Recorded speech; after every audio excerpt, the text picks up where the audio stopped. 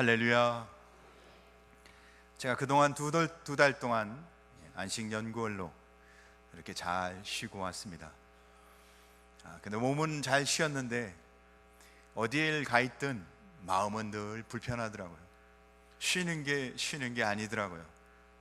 교회가 늘 생각나고, 교회가 어떻게 잘 지내고, 교회 성도님들은 잘 지내고 있는가, 그 마음을 떼어놓을 수가 없었어요. 오늘 다시 만나니까, 또 이렇게 다시 뵙게 되니까 조금 안심이 되고 마음이 화평이 찾아오는 것 같습니다. 하나님의 은혜 가운데 평안하게 두 달 동안 또 교회를 지키고 예배 가운데 잘 예배 자리를 지켜주시고 기도해 주셔서 정말 감사합니다. 오늘은 특별히 우리가 2017년도 새생명 축제 한 달 반 정도를 앞에 두고 선포식을 진행하고 있습니다.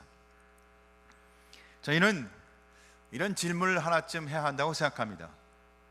근고교회는 남양주에서 그래도 규모가 있는 교회인데 왜 전도를 해야 할까? 전도는 좀 부담스러운 거잖아요. 전도를 부담스럽게 생각하지 않은 사람은 한 명도 없어요. 근데 왜 전도를 해야 하죠?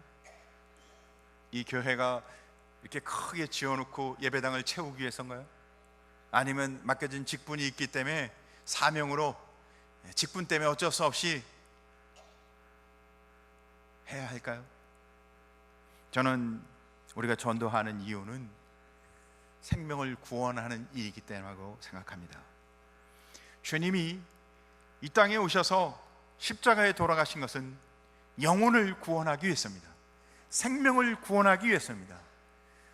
우리가 신앙생활 중에서 가장 중요한 것은 우리가 구원받았다는 겁니다. 죽었던 우리가 다시 살아났다는 것입니다. 예수님은 이 일을 가장 기뻐하십니다. 예수님이 이를 가장 소중하게 여기십니다. 그러니까 하나님은 우리를 통해서 잃어버린 영혼을 구원하기 위해서 전도, 이 새생명 축제를 하길 원하십니다. 그런데 이 일을 하기 위해서는 우리가 먼저 우리의 생각을 바꿔야 합니다. 우리가 전도하려면 내일같이 생각되지 않잖아요. 우리가 주님의 마음을 갖고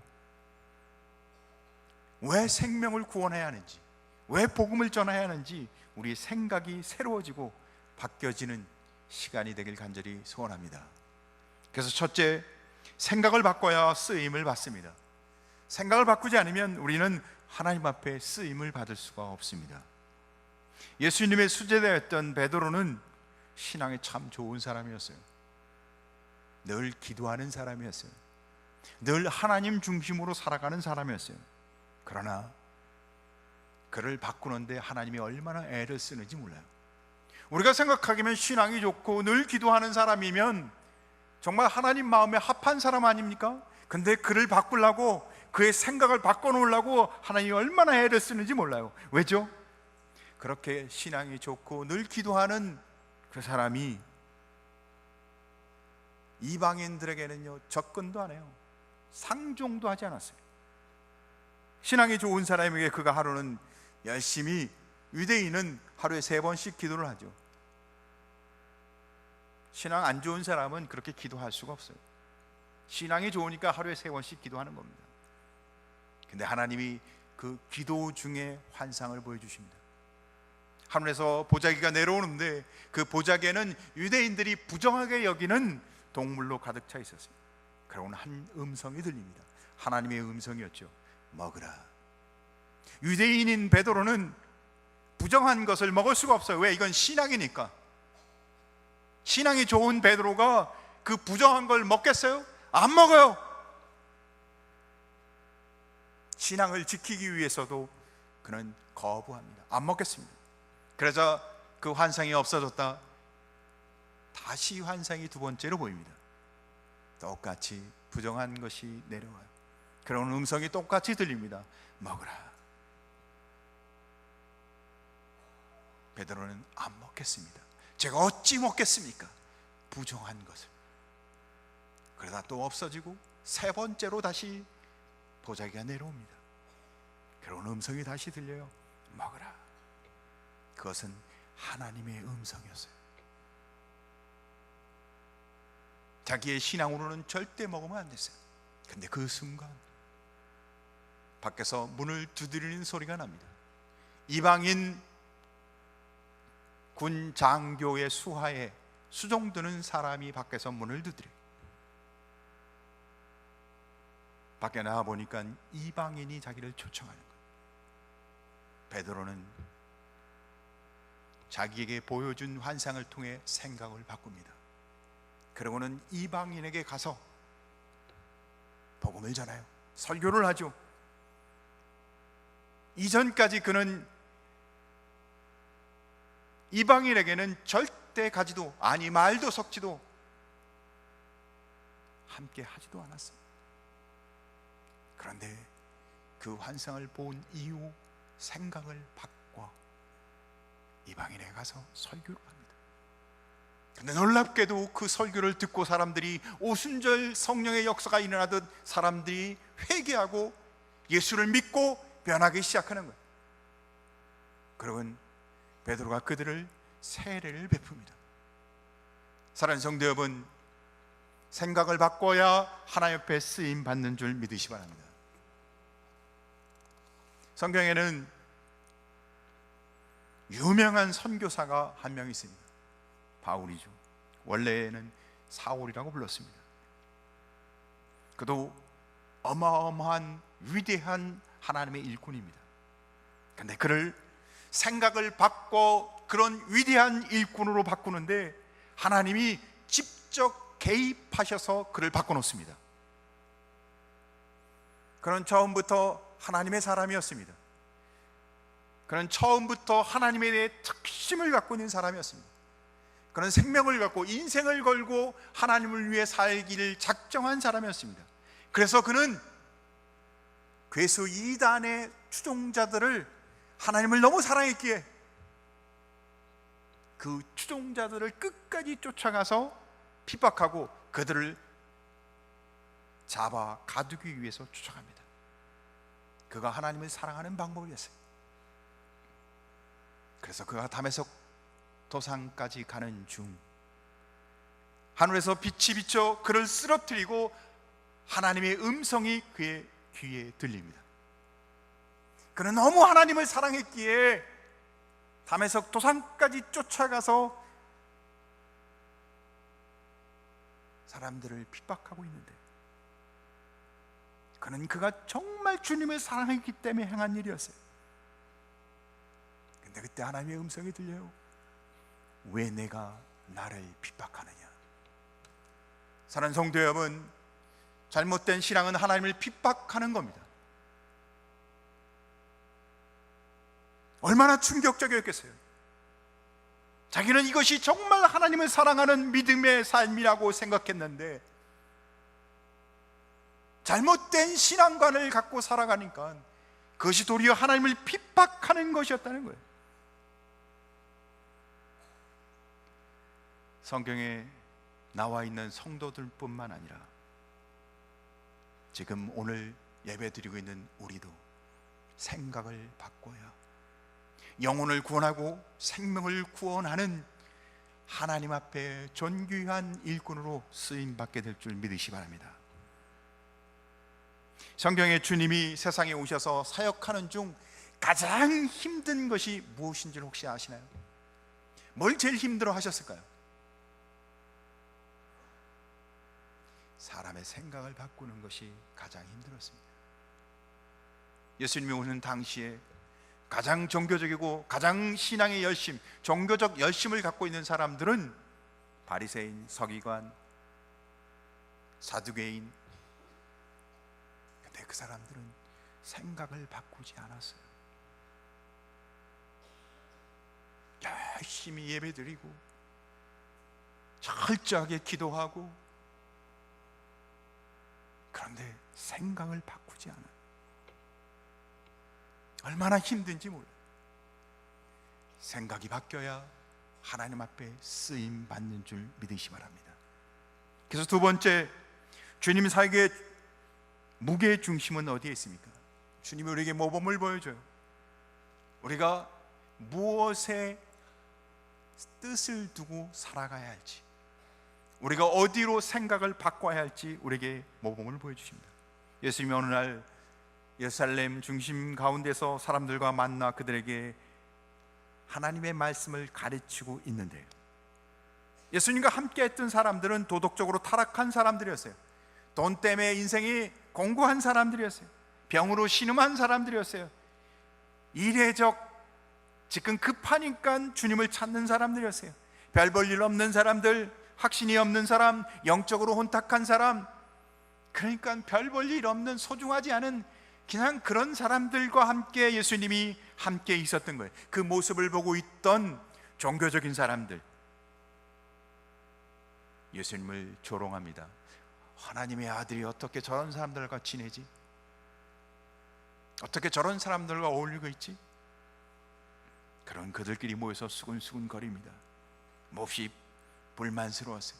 어떻게 저 사람이 정말 하나님의 아들 맞아? 저 가짜지? 그때 예수님이 그 종교적 사람들, 수근수근 거리는 그 사람들에게 다가갑니다. 그리고는 그들에게 접근하셔서 그들의 인생에, 그들의 신앙의 문제의 전곡을 탁 찌르는 비유 3가지를 이야기하십니다. 이 비유 3가지는 누가복음 15장에 나오는 이야기입니다. 왜 3가지를 이야기했을까요? 너무도 중요한 이야기였기 때문에. 이 문제가 바뀌어야 신앙이 바뀌고 하나님 앞에서 정말 인생이 바뀌는 일이었기에, 그들의 생각이 바뀌어야 할 가장 중요한 핵심이기에 예수님이 3가지 비유를 연속적으로 이야기해서 그들에게 깨우침을 주고자 했던 것입니다. 그 첫 번째 비유는 잃은 양의 이야기입니다. 우리가 잘 알고 있는 이야기죠. 100마리 양이 갖고 있는 중에 한 마리를 잃어버립니다. 근데 99마리를 두고 한 마리를 찾아가는 거예요. 그렇게 이야기가 기록되어 있습니다. 그러나 그 내막을 좀 더 깊이 묵상해 보면, 그가 100마리를 만드는 데 있어서는 아마 한 마리부터 시작했을 거예요. 한 마리, 그 한 마리를 지극정성으로 2마리로, 또 지극정성으로 5마리, 10마리, 20마리, 50마리, 100마리까지 온 거예요. 그렇게 소중한 양떼 중 한 마리를 잃어버렸어요. 여러분은 그러면 어떻게 하시겠습니까? 그냥 잃어버렸네 생각할까요? 나의 소중한 양떼 한 마리를 잃어버린 거예요. 너무너무 소중한 양떼. 그래서 그는 그 소중한 양떼를 찾기 위해서 사방을 헤맵니다. 너무너무 귀한 양떼 한 마리. 그래서 찾았는데 너무너무 기뻐서 친구들을 불러 잔치를 하는데, 그 잔치값이 그 양 한 마리 값보다 더 나왔어요. 왜죠? 너무 소중한 양을 찾았기 때문에. 그러면 이하에서 계속해서 이야기를 합니다. 두 번째로는 뭐예요? 동전을 잃어버린 이야기입니다. 요즘은 동전쯤 잊어버려도 우리가 별로 그렇게 개의치 않지 않아요? 혹시 500원짜리가 떨어지면 모르죠.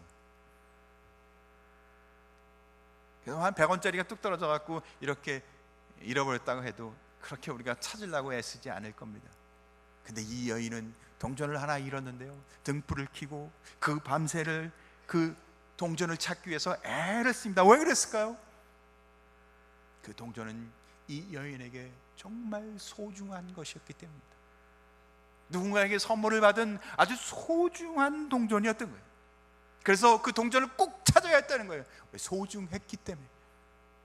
소중한 동전을 잃어버렸으니까, 의미가 있고 가치가 있었던 동전을 잃어버렸기 때문에 그 밤새 등불을 켜고 샅샅이 방을 뒤져서 찾았던 거예요. 그리고는 그 찾은 뒤에 어떻게 해요? 너무 기뻐서, 소중한 것을 다시 찾았으니까 너무 기뻐서 친구들을 불러서 잔치를 해요. 그 동전값 이상의 비용이 들도록.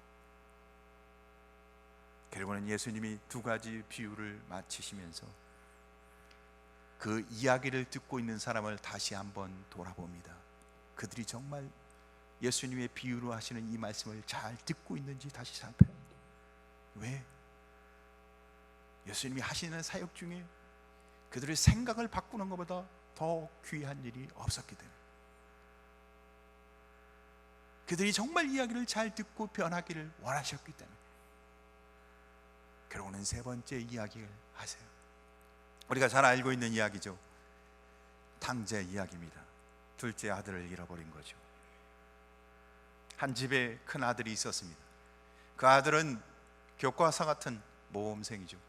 아버지의 말을 잘 듣는, 아버지의 말 따라 잘 살아가는, 반항을 하지 않는. 근데 이 둘째 아들은 형이 너무 착하고 너무 모범적이었기 때문에 자기는 늘 2등이었어요. 언제나 2등일 수밖에 없었기에 반항기가 있었죠. 자유롭길 원했어요. 집을 떠나고 싶어 아버지한테 찾아가서 이야기합니다. 감히 할 수 없는 재산을 미리 상속해달라고. 그래서 아버지의 재산 절반을 상속해달라고, 그래서 다 현금화 시켜서 길을 떠납니다. 자유롭게. 아주 멋지죠. 그러나 곧 그는 망합니다. 아무것도 남지 않아서 흉년이 드는 그곳에서 돼지 쥐엄 먹이를, 돼지를 키우는 일을 하다 돼지 밥인 쥐엄 먹이를 같이 먹다가 그것마저 먹을 게 없어서 그때 그가 생각이 납니다. 아버지의 풍요한 삶, 아버지가 기억났던 거예요. 그래서 집으로 돌아갑니다. 그는 생각했어요. 내가 아버지를 만나면 이렇게 이야기해야지. 아버지, 제가 죄인입니다. 아들이 아니라 품꾼처럼 저를 여겨주십시오. 그러나 아버지는 자기의 소중한 아들이 돌아왔기에 그 아들을 버선발로 쫓아나가 환영하고 안아주고 새신을 신기고 새 옷을 입히고 가락지를 끼우고 내 아들이 돌아왔다고, 나의 소중한 내 생명 같은 아들이 돌아왔다고, 그러고는 잔치를 엽니다. 이 세 가지의 비유 가운데 공통점이 있습니다. 뭘까요? 소중한 것을 잃어버렸다는 거예요. 하나님이 가장 소중하게 여기는 것을 잃어버린 것을 찾기 위해 이 땅에 오셨다는 겁니다. 그러고는 그것을 찾고는 너무 기뻐하세요. 사랑하는 성도 여러분, 오늘 우리가 태신자 작정을 하는데 주님은 소중하게 여기는 그 한 영혼을, 하나님이 소중하게 여기는 그 한 영혼을 우리를 통해서 구원하기를 원하십니다. 그 영혼을 주님 품으로 돌아오게 하기를 원하세요. 양 한 마리를 잃었던 그 목자는 얼마나 그 양이 소중했는지 물불을 안거리고 찾아갔어요. 동전을 잃어버린 그 여인도 그 동전이 얼마나 소중했으면 그 밤을 지새우며 찾습니다. 아버지는 둘째 아들이 집을 떠나는 그날부터 그 아들이 돌아오기를 날마다 그 아들이 간 방향을 바라보며 아들이 돌아오기를 원했어요. 주님은 오늘날 이 교회를 통하여 잃어버린 사람이 돌아오기를 간절히 사모하고 계십니다. 그래서 세 번째, 우리는 태신자는 하나님께 소중한 존재인 것을 깨닫길 주임으로 축복합니다. 한번 따라하시겠습니다. 태신자는 하나님께 소중한 존재입니다. 하나님이 소중하게 여기는 것을 우리가 한착해 여긴다는 것은 내 신앙에 문제가 있는 거예요. 나를 소중하게 여겼기에 하나님이 나를 구원해 주신 겁니다. 하나님이 가장 귀하게, 가장 복되게 여기는 것은 영혼을 구원하는, 하나님의 그 소중한 영혼을 구원하는 일입니다.